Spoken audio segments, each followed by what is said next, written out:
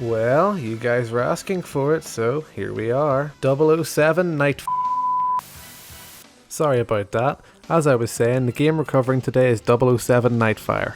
Nightfire is a first-person shooter developed by Eurocom and was released on the 18th of November 2002 for the original Xbox, PlayStation 2 and Nintendo GameCube. It was also released on the PC, but the less said about that monstrosity the better. Nightfire is also a sequel to a game released just a year prior called Agent Under Fire. In my opinion, Nightfire is Bond games at their best. There's a good mix of stealthy gameplay, chaotic action with some vehicle levels and some on-rail segments scattered throughout.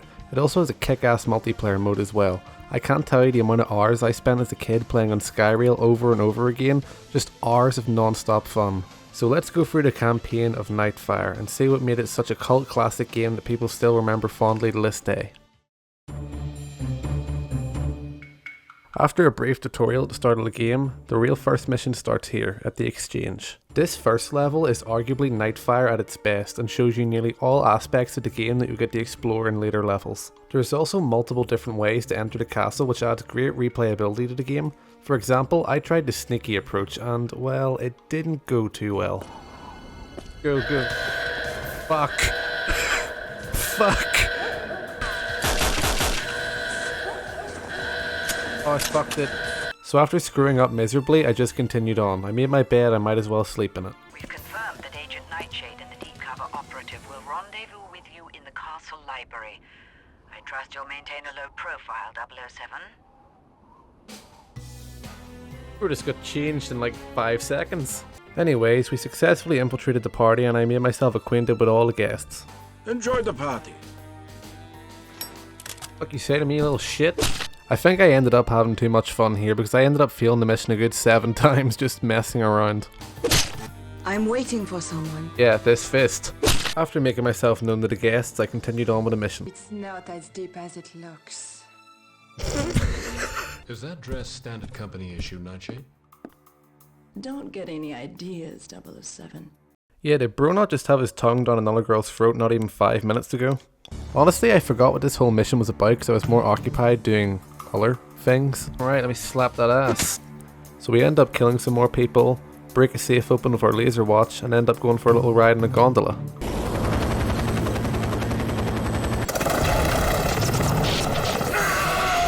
I'm sure he's fine. Hang on to me, Zoe. I thought you'd never ask.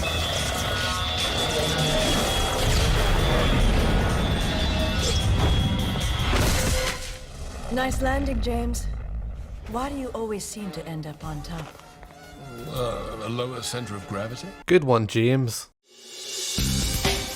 The next level is called Alpine Escape and is an on-rail section where we man a turret on a snowmobile. I don't have much else to say about this other than it's an average Michael Bay set piece with plenty of action and explosions.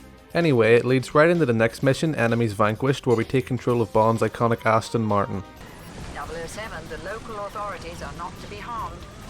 Use your non-lethal weapons. The locals aren't to be harmed. Take out the locals. Out of the way. Government business. After admittedly a pretty sick jump across the bridge, we're greeted with a holdout section where we have to destroy the choppers whilst waiting for Q to come pick us up. The next level, Double Cross, sees us return back to some more on-foot gameplay. I hated this level as a child because I would always get lost and stuck here for ages, and even playing through today, I still got lost. I, for the life of me, cannot find wherever the hell these people are meant to be. Oh my god, can I? Ah, bro, it's literally Phil Collins. Phil Collins, what did you do? Phil Collins then gives us a ball to feed the dragon for some reason and then wants us to wipe his hard drive. Also, could you wipe the hard drive on my computer? So we do that for him, shoot some more people, save a girl, and then ninjas show up for some reason. Ah, Phil Collins is dead. Who's that? Next up is the level Night Shift. Night Shift is probably one of my favourite levels in the game. It plays really well into that spy fantasy with stealth being highly encouraged. Hit the alarm! Bro's doing the gritty.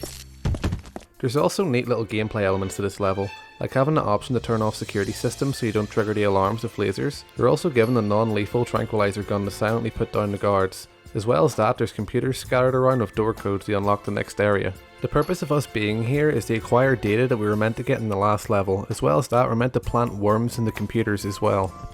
Bond, that looks like the target computer. Install the Q-worm into that device and we're in business. Don't mind if I do.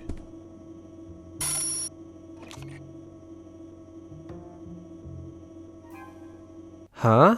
What's this? A Blink's Twitch account? Where he streams himself speedrunning Halo Combat Evolved? Interesting.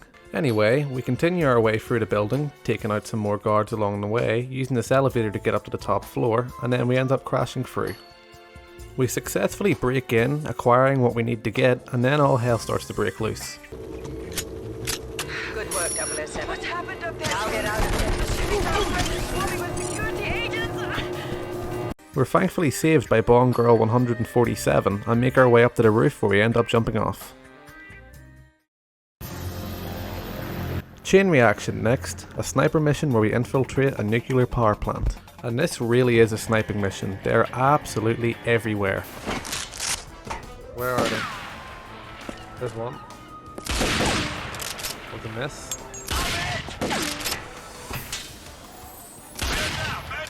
Intruder spotted. I see him.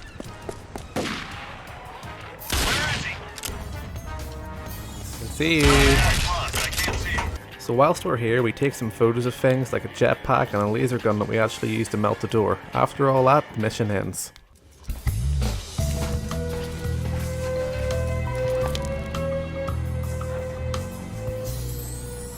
Kiko, where have you been? Trying to catch up with you. They're with me.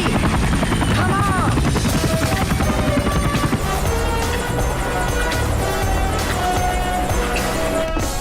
You must be exhausted, James. What would you say to a little nap?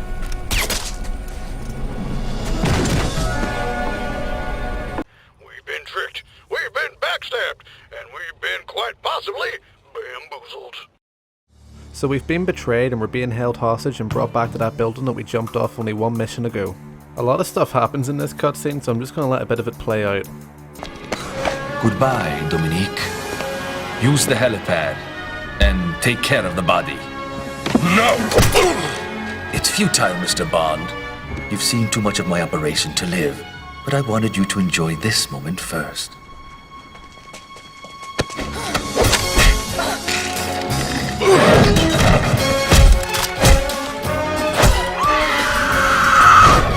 Well, she's fucking dead. With Bond Girl getting kicked off the building, the next level, Phoenix Fire, starts. In this mission, we have the breakout Lyceum building we broke into earlier.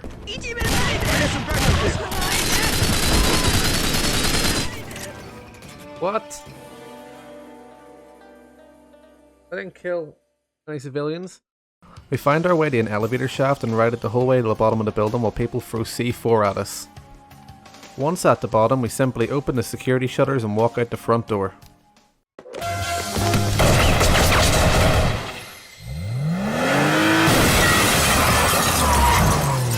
Need a lift, Mr. Bond? Who the hell are you?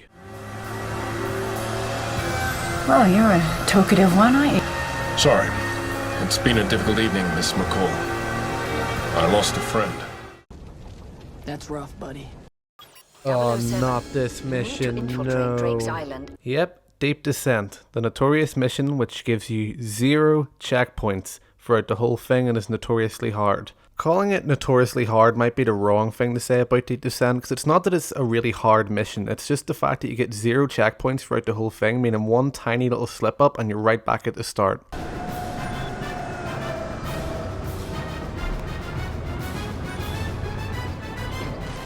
You have failed to infiltrate Drake's base, 007. Now we may never be Wait, what do you able to mean I stop him. failed? I just followed the fucking guy like you asked. 007. Oh, fuck. I didn't mean that. I didn't mean that. I didn't mean that. I'm fucking skipping the cutscene.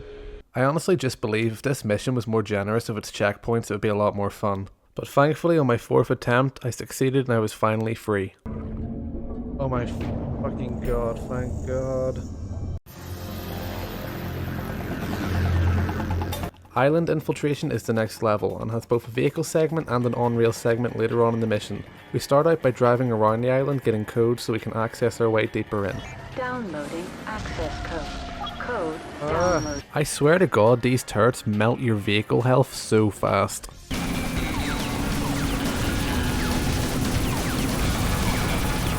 I'm shooting it! What the fuck? We end up nabbing ourselves a little fighter plane and take the disguise on an on-rail segment where we aren't controlling the plane but we're controlling the turret. One thing that makes this level really hard is the fact that you share health throughout all these segments, meaning if you take too much damage whilst in the jeep, you'll have the same amount of health when you get into the plane. The level ends with another on-rail holdout section where we have to hold out against swarms of enemies. No. Where am I getting shot from?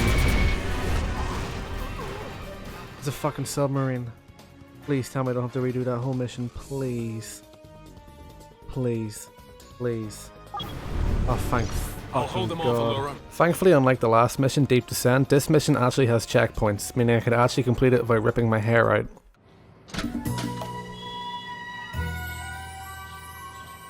No reception committee. The system's active. We need a comlink. See if you can patch in. Why do I have the feeling we're about to split up again? Shaft's drawing air, and I have a good idea why. Inform MI6 of our location. I'll be in touch, Allura. The penultimate level countdown sees us quietly infiltrate our way through an underground base where we spend most of our time hunting down Kiko. A lot like the level Night Shift, we can disable alarms and lasers to make the level a bit easier. Red wire, green wire. Red? Green? We blow some shit up which alerts the guards and continue our hunt for Kiko. Oh my fucking god. Oh yeah, that big guy who was in the helicopter crash at the start of the game is still alive. Like this. You're making this too easy. Making it too easy, he didn't even get a single shot off on me. Hey, at least we get this cool railgun thing off him now. We end up finding Kiko, but she gets to jump on us.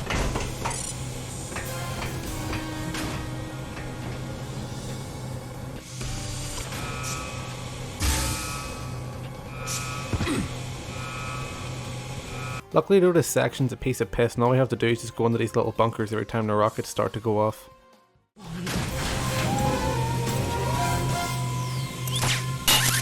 Commencing countdown to final shuttle launch. Lift off in 60 seconds.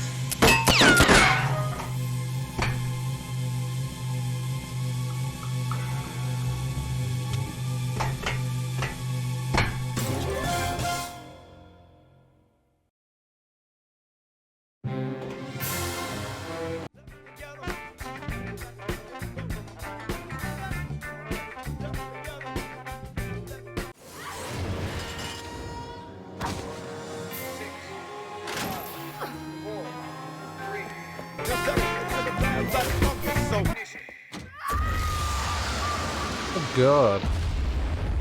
James, What a way to go. I'm losing your signal.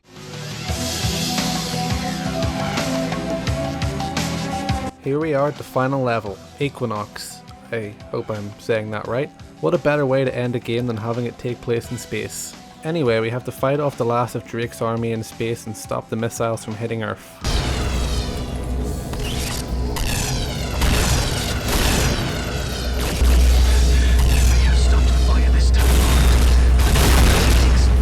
With the evil mastermind's plan foiled, there's only one last thing to do.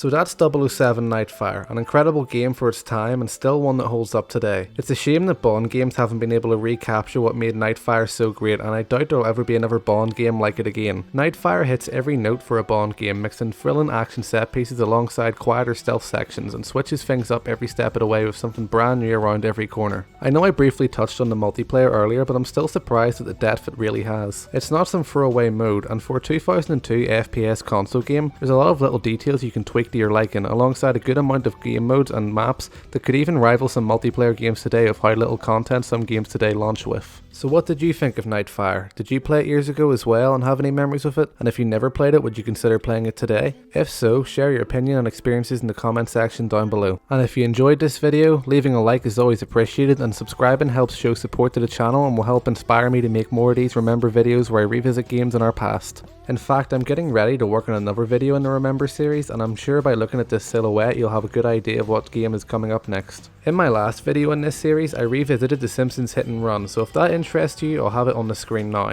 And as always, thank you all so much for watching and making it this far into the video. Have fun, stay safe, and I'll see you next time.